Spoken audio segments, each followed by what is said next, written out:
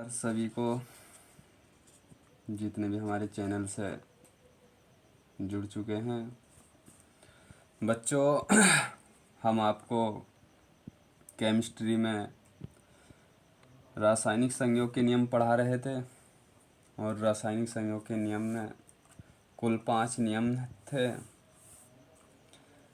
इसमें हमने आपको गुणित अनुपात के नियम तक पढ़ा दिया था। एक नियम और है बच्चों, उस नियम का नाम है व्युत्क्रम अनुपात का नियम। क्या नाम है बच्चों? व्युत्क्रम अनुपात का नियम। व्युत्क्रम अनुपात का नियम। व्युत्क्रम अनुपात का नियम, इसे बच्चों तुल्य अनुपात का नियम भी कहते हैं। तुल्य अनुपात, इसे बच्चों तुल्य अनुपात का नियम भी कहते हैं। इसका प्रतिपादन बच्चों रिक्टर ने किया था। रिक्टर व्युत्क्रम अनुपात का नियम का प्रतिपादन या तुल्य अनुपात का नियम का प्रतिपादन रिक्टर ने किया था। रिक्टर के बाद बच्चों इस नियम में कुछ संशोधन हुए और उन संशोधन को स्टास ने किए थे। एक वैज्ञानिक था बच्चों स्टास, इसने जो है व्युत्क्रम अनुपात के नियम में संशोधन किया, यानी कि सुधार किया। और सुधार किसने किया? स्टास ने। ये नियम है क्या बच्चों? इस नियम को समझने के लिए बच्चों ध्यान से सुनेंगे। इसमें होता क्या है बच्चों? इसमें जब दो विभिन्न तत्वों के भिन्न भिन्न द्रव्यमान अलग अलग किसी तीसरे तत्व के निश्चित द्रव्यमान से संयोग करते हैं और इन दोनों तत्वों में कभी संयोग हो सके तो वे उसी अनुपात में, एक सरल अनुपात में संयोग करके जिसमें वे तीसरे तत्व के एक निश्चित अनुपात से संयोग करते हैं। थोड़ा सा बच्चों ये नियम हार्ड है, ये आपको उदाहरण से समझ में आ जाएगा कि इसमें 3 तत्व होते हैं। जैसे उसमें गुणित अनुपात में 2 तत्व थे, H2O और H2O2। उसमें हाइड्रोजन ऑक्सीजन थी H2O में और H2O2 में भी हाइड्रोजन ऑक्सीजन थी। लेकिन इसमें क्या होता है बच्चों, थोड़ा सा डिफरेंस है उससे। इसमें 3 तत्व होते हैं। देखो कैसे, मान लो एक कार्बन है। कार्बन एक तत्व है जिसका परमाणु क्रमांक 12 होता है। इससे अलग अलग संयोग करके हाइड्रोजन और ऑक्सीजन, देखो एक कार्बन है, कार्बन का परमाणु क्रमांक 12 होता, तो कार्बन जो है एक हाइड्रोजन से और ऑक्सीजन से संयोग करता है। तो कार्बन हाइड्रोजन और ऑक्सीजन से संयोग करके क्या बनाता है? जब CH से मिलेगा तो ये बनाता है मेथेन गैस CH4। और जब ये C ऑक्सीजन से मिलेगा तो ये बना लिया मान लो CO2।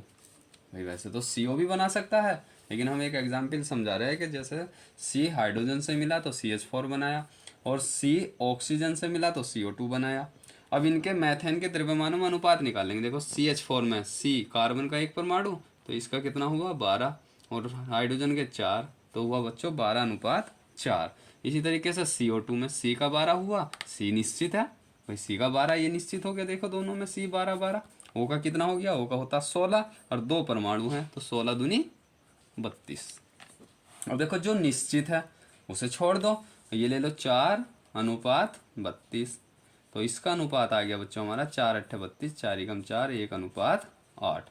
इसका मतलब क्या हुआ कि जब भी कभी हाइड्रोजन और ऑक्सीजन संयोग करेंगे, जब भी कभी हाइड्रोजन और ऑक्सीजन संयोग करेंगे तो इनका द्रव्यमानों में जो अनुपात आएगा वो बच्चों 1:8 आएगा, जो एक सरल गुणित अनुपात है। देखो कैसे, हाइड्रोजन है H2O, इसमें कितना होता है हाइड्रोजन का 1 और 2 इसके परमाणु, तो 2 2, ऑक्सीजन का 16, तो देखो 2 2 और 2 16 आया 1:8, 1:8। यानी कि यहाँ तो थे हमारे हाइड्रोजन और ऑक्सीजन का, जब ये इसने कार्बन ऑक्सीजन से जब कार्बन हाइड्रोजन से मिला तो CH4 बना, और जब यही कार्बन ऑक्सीजन से मिला तो CO2 बना। इस C का 12 और H का 4 एकम 4, कार्बन का 12, यहाँ 16 दूनी 32। तो जो निश्चित है देखो कार्बन का 12 निश्चित है, इसे छोड़ के जो हाइड्रोजन और ऑक्सीजन यानी कि जो दूसरे तत्व थे, एक निश्चित तत्व दो अलग अलग तत्वों से संयोग किया था, उसका द्रव्यमान का अनुपात निकाल लेंगे। तो इसका 4 अनुपात है और इसका 32। तो 4 एकम 4 अट्ठे 32, 1:8। तो जब भी कभी ये हाइड्रोजन और ऑक्सीजन मिलेंगे, देखो हाइड्रोजन और ऑक्सीजन मिले H2O बनाया, तो इसका कितना होता है 2 एकम 2 2 अट्ठे 2 1:8। तो जब भी ये कभी दोनों मिलेंगे तो एक निश्चित अनुपात होगा 1:8। यही क्या है व्युत्क्रम अनुपात का नियम, और इसे तुल्य अनुपात का नियम भी कहते हैं। इसमें बच्चों एक पहचान है, अगर सॉल्व ना करो डायरेक्ट पहचान करनी है। जैसे गुणित अनुपात की बताई थी हमने, गुणित अनुपात में बताया था जैसे H2O और H2O2, देखो इसमें हाइड्रोजन था ऑक्सीजन था, इसमें भी हाइड्रोजन ऑक्सीजन। इसमें क्या होता है इसमें 3 तत्व होते हैं, 2 से ज़्यादा तत्व होते हैं। देखो एक कार्बन है, एक हाइड्रोजन है, एक ऑक्सीजन है, 3 तत्व हुए। तो ये पहचान है इसकी व्युत्क्रम अनुपात के नियम की। इसका जो वो थे प्रतिपादक कौन थे, रिक्टर, और इन्होंने व्युत्क्रम अनुपात में संशोधन किया था वो कौन थे, वैज्ञानिक स्टास। तो बच्चों देखो हम आपको जो है कुछ एग्जाम्पल और समझाते हैं। देखो ये बुक है और इस बुक में कुछ एग्जाम्पल दिए हुए हैं। देखो हमने देखो ये है hydrogen, sulphur, oxygen, H2S, SO2 तथा H2O बनाते हैं। ये किस नियम के अनुसार बनते हैं, तो अभी हमने बताया देखो 3 तत्व हैं इसमें, हाइड्रोजन, सल्फर, ऑक्सीजन। तो अभी बताया हमने क्या है व्युत्क्रम अनुपात का नियम, तो इसका ऑप्शन क्या है C। ठीक है बच्चों, और ये हमने तुम्हें देखो यही बताया था आयतन वाला, यह किस नियम की पुष्टि करते हैं, गैसीय आयतन की। ठीक है, ये गुणित अनुपात के नियम का प्रतिपादन किया था, किसने किया था गुणित का, डाल्टन ने। हमने लास्ट वीडियो में पढ़ाया था आपको। देखो इसमें निम्न में कौन सा यौगिकों का युग्म गुणित अनुपात के नियम की पुष्टि करता है, तो देखो एक जैसा देख लो, इसमें H2O, इसमें हाइड्रोजन ऑक्सीजन, इसमें हाइड्रोजन ऑक्सीजन नहीं है, नाइट्रोजन सोडियम है N सॉरी, तो सोडियम तो ये अलग हुआ नहीं हुआ H2O, और H2O2 देखो ये है जो हमने एग्जाम्पल आपको समझा थे। गुणित अनुपात का क्या है इसका ऑप्शन B। इसमें देखो इसमें BA, इसमें Na अलग अलग है ना, तो इस तरीके से पहचान लेते हैं। और आगे देखते हैं, देखो नाइट्रोजन के विभिन्न ऑक्साइडों में ऑक्सीजन के विभिन्न अनुपात, भाई ऑक्सीजन के विभिन्न अनुपात है तो बहुत सारे गुणित अनुपात, ये गुणित अनुपात हो चुका। इसमें देखो धातु के 2 विभिन्न ऑक्साइडों में ऑक्सीजन की प्रतिशत मात्रा 20% और 27% है, ये किस नियम के अनुसार है, ये भी गुणित अनुपात का नियम, क्योंकि ऑक्साइडों में ऑक्सीजन की प्रतिशत मात्रा।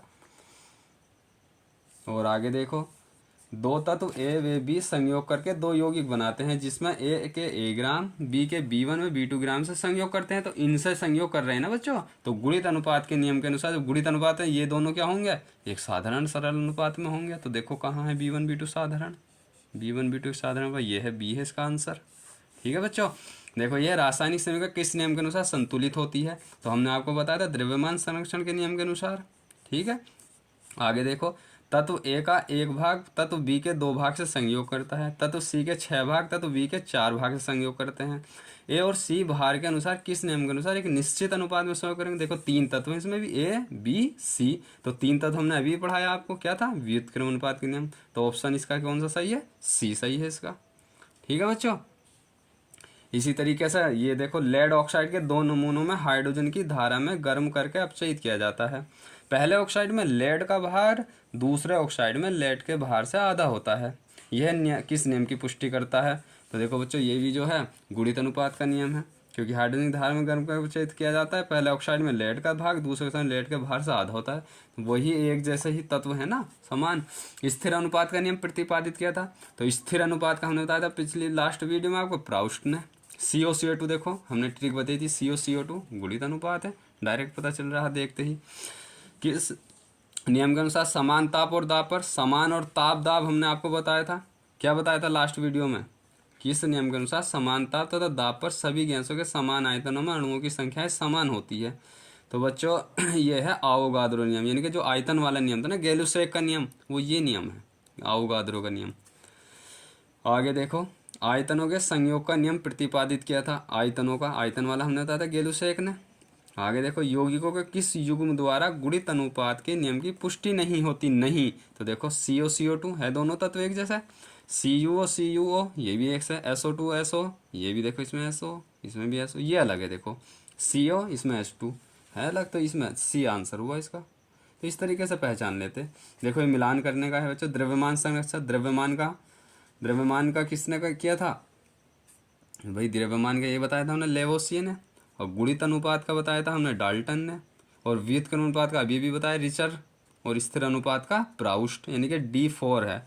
D4 देखो एक इसमें है, इसमें है, इस तरीके से काट देते हैं। देखो ये तो है नहीं, ये भी नहीं है क्योंकि D4 मिला नहीं। अब ये दो बचे, अब इसमें देखो भाई डाल्टन किसका बताया था हम गुणित का, B1, तो B1 देखो पहले में, तो आंसर इसका क्या आ गया, 21 का A आ गया। ठीक है बच्चों, निम्न यौगिकों में से कौन सा गुणित अनुपात के नियम की पुष्टि करता है, गुणित, देखो वही हो गया HgCl2 और Hg2Cl2। आगे बताया था हमने संतुलित रासायनिक समीकरण आधारित होती है द्रव्यमान संरक्षण के नियम पर, ए ऑप्शन सही है इसका। तो इस तरीके से बच्चों एक बुक ले लो आप और उसमें से अपना प्रैक्टिस करते रहना। और देखो एक सवाल देखो नीचे, देखो कितना बढ़िया है 26, यदि 2 ग्राम हाइड्रोजन 16 ग्राम ऑक्सीजन में जलाने पर 16 ग्राम जल बनाती है, इसका रिएक्शन बनेगी। और हमने बताया था आपको समीकरण किस में बनती थी, इसमें बनती थी द्रव्यमान संरक्षण के नियम में।